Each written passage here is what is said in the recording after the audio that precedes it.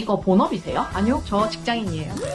부업으로는 세계 최고예요. 우리나라 최고도 아니고 세계 최고예요. 권리금이랑 뭐랑 해서 2, 3억 원 드는데 300만 원 들 인테리어를 10만 원에 하신 거네요. 고시원은 몇 번 정도 출근하세요? 일주일, 2주일.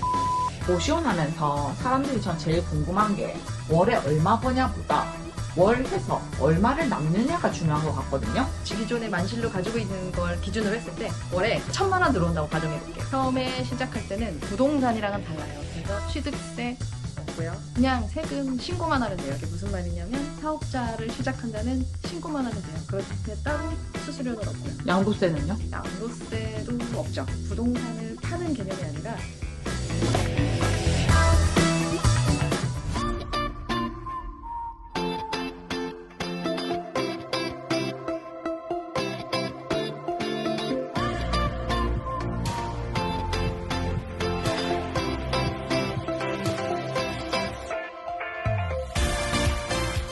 여기 고시원 하는데 투자금은 얼마나 드셨어요? 고시원 서울에서 하려면 사실 권리금이랑 뭐랑 해서 2, 3억 원 드는데 근데 저는 좀 아끼려고 제가 인테리어 직접 하는 것도 있고 좀 가성비 있게 한 것도 있고 예를 들면 네. 이런 거 시트지 네. 기존에 있는 싱크대를 문만 떼가지고 리폼한 거거든요. 보시면 네. 잘 묻혔죠. 아, 요거 바꾸고 문고리도 직접 바꾸시고. 이거 새로 다 짜려면은 네. 솔직히 한 300 들거든요. 300이요? 이거 직접 제가 다 해서 10만 원? 10만 원요? 네. 그러면 300만 원 들 인테리어를 10만 원에 하신 거네요? 그렇죠. 오. 이런 식으로 많이 아꼈어요. 시설 설명 좀 부탁드릴게요. 가전제품에는 돈을 안 아꼈어요. 공용 냉동고 있고 여기에 식빵 제공하고 있어요. 토스터 얼마든지 드실 수 있고 이게 밥 같은 거보다 젊은 분들은 그거 좋아하시더라고요. 그리고 얼음 나오는 정수기 그리고 라면. 오. 항상 그러면 이 라면은 이렇게 구비해 주시나요? 네, 항상 3종 이상. 그리고 막 싼 거만 두진 않아요. 각자 그릇이 아니라 요렇게 끓여서 여기 담아서 가나요? 이렇게 놓고 여기서 오, 라면 기계 그 한강에서 보던 그거네요. 그럼요. 그리고 시리얼도 2개 이상 제공을 해드리는데 우유만 있으면 사실 토스트도 먹을 수 있고 시리얼도 먹을 수 있고 우유는 각자 사오나요? 그건 각자 사와야 돼요. 각자 유통기한. 냉장고에. 그렇죠, 그렇죠. 원두커피도 되게 중요해요. 그러니까 젊은 타겟에 철저히 맞춘 거라고 보시면 되는데 네. 스타벅스 원두를 일부러 아끼지도 않고 쓰고 있고요. 이것도 좀 명품 브랜드거든요. 그거로 쓰고 있고요. 그래야 커피 맛이 좋대요. 원두는 이런 식으로 항상 탄탄하게 그 위에 놓고 있습니다. 여기서 그러면 아이스 아메리카노가 무한 가능하겠네요. 얼음 정수기까지 있으니까. 10잔 드세요. 저희가 미니룸, 올미니 방인데 방이 다 크진 않아요. 그래서 방에서 냉장고를 빼고 공용 냉장고를 넣었어요. 근데 이러면 불안하실 수 있어요. 누가 내 거 훔쳐먹을지 않을까, 아니면 네. 내 자리가 없지 않을까 네. 불안하시거든요. 네. 그래서 그럴 일이 없도록 이렇게 스티커를 붙여놔서 자기 스티커를 붙여놔서 꼭 자기 것만 먹게 만들었고 네. 그래서 오래된 거는 제가 일괄 폐기해요. 관리는 저기 임원님. 일주일에 그러면 고시원은 몇 번 정도 출근하세요? 일주일에 한 번, 2주일에 한 번? 일주일에 한 번, 2주일에 한 번. 월 지금 얼마 정도 수입을 예상하고 계십니까? 만실이 되면 네. 월 1,000 정도? 월 1000? 월 1,000. 오. 그러면 월 1000이 순수익인가요? 아니면 매출인가요? 순수익이요. 와, 순수익으로 월 1000. 분당은 만실되는데 한 달 걸렸어요. 한 달. 고시원 하면서 사람들이 전 제일 궁금한 게 월에 얼마 버냐보다 월 해서 얼마를 남느냐가 중요한 것 같거든요. 그러면 그거에 대해서 좀 설명해 주실 수 있나요? 기존에 만실로 가지고 있는 걸 기준으로 했을 때 월에 1,000만 원 들어온다고 가정해 볼게요.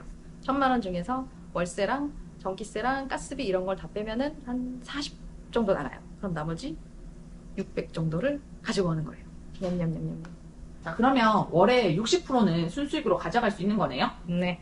잘 찾으면은 더 가져가는 것도 있어요. 60%보다 순수익이 더 남는 것도 있다고요? 고정비를 줄이거나 아니면 월세를 높이면 돼요. 월세를 높일 수 있는 방법은 월세가 높아도 사람이 들어오게끔 만들면 돼요. 그 키는 이쁘고 깔끔하게 시설을 하면서 마케팅을 잘해야 돼요. 이거 본업이세요? 아니요, 저 직장인이에요. 직장인인데 고시원을 하고 계세요? 네, 저 9 to 6 직장인이에요. 9 to 6 직장인이 고시원을 하고 있다. 직장인이라고 하셨는데 고시원이 부업으로 충분히 가능하다고 생각하시나요? 싹 가능하죠.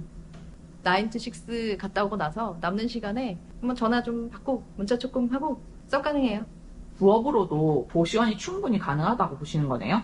부업으로 2개나 하고 있는데요. 부업으로 2개나 하고 있는 리엘님. 여기 어나더 스테이 강북이잖아요. 네.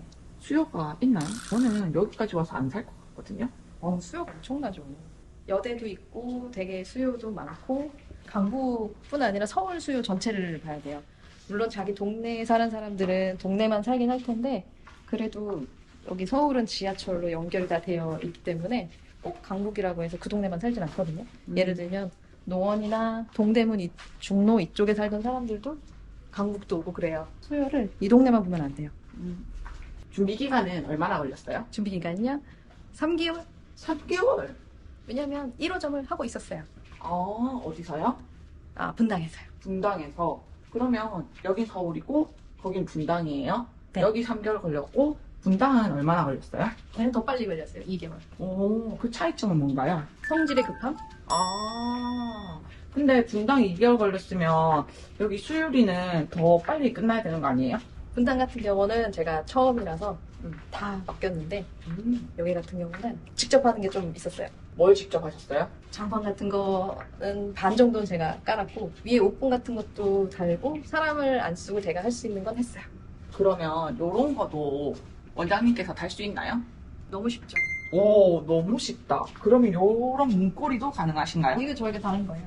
오, 이것도 원장님이 다셨다. 그거는 기본이죠.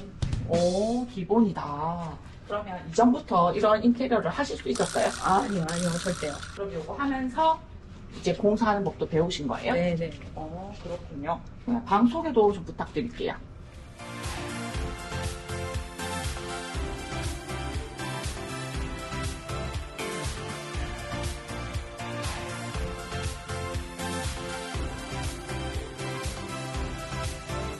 손님이 이거 입실하시라고 이제 세팅하시는 거예요? 네. 이 방에 손님이 선택한 이유는 뭐예요? 보면 창문도 없고 아무것도 없는 것 같은데 왜 하필 이 방이에요? 가성비, 가심비가 좋아요. 이렇게 저희 다 네. 리모델링하고 깔끔한데 네. 33만 원이거든요. 33만 원요? 이 정도면은 주변에서 들어올 수 있는 데가 거의 없어요. 화장실 있는 원룸 같은 경우에는 싼 게 40 될 것이고, 그리고 오피스텔 같은 경우에는 보증금이 막 500, 1000, 2000 들어가면서도 50, 60이 들어가는데, 저희는 보증금 10만 원에 33만 원에 월세를 가니까 싸죠. 보증금 10만 원에 월세 33만 원요? 네, 그렇죠. 그런 집이 지금 있다는 말이네요? 게다가 저희 다 리모델링, 침대도 새거, 침구도 새거, 이것도 새거, 다 새거. 그렇군요. 그리고 여성 전용이니까 여성분들이 안심하고 많이 오시죠.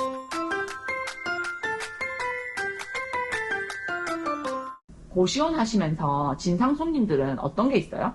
일단 저희는 별로 진상이 안 계세요. 왜냐면 그렇지 않은 분들 위주로 받기 때문에 가끔 가다가 옆방에서 뭐 전화를 1시간 정도 한다던가 아니면 너무 큰 소리로 뭐 통화를 한다던가 보통 그런 소음이 있고요. 다 고쳤기 때문에 시설에 대한 불만은 별로 없어요. 거의 없어요. 그럼 소음으로 사람들끼리 싸우는 경우는 없나요? 없어요. 왜냐하면 그렇게 되기 전에 이미 저한테 들어오고 그러니까 원장이 얼마나 잘 중재하느냐에 따라서 그 부시원 분위기가 달라져요. 저희는 그렇게 되기 전에 다 막아서 왜냐하면 보통 이렇게 싸우는 거는 다 원장이 나몰라라 하는 거예요.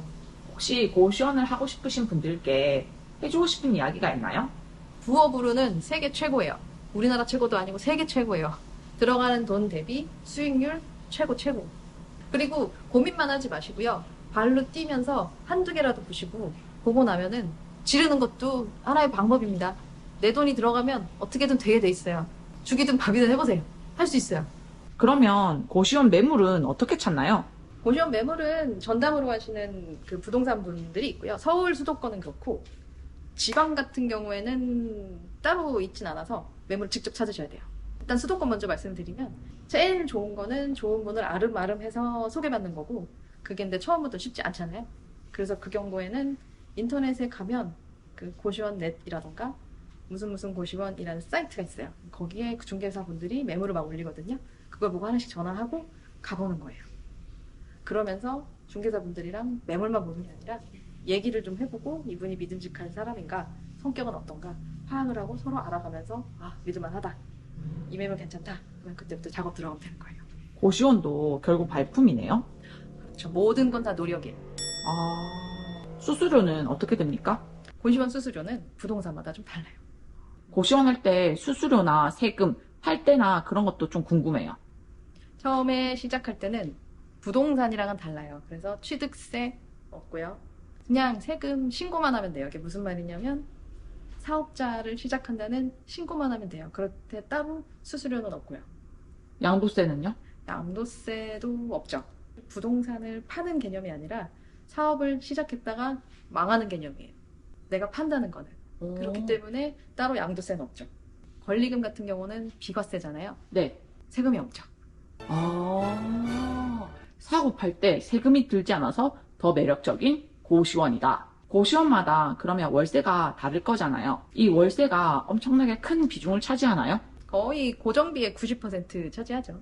그러면 월세 싼 게 최고예요. 월세 싼 게 최고다. 고시원에 대해서 궁금하시면 수유리 어나더 스테이 검색하시고 저한테 톡톡 남겨주세요. 알려드릴게요. 감사합니다. 감사합니다.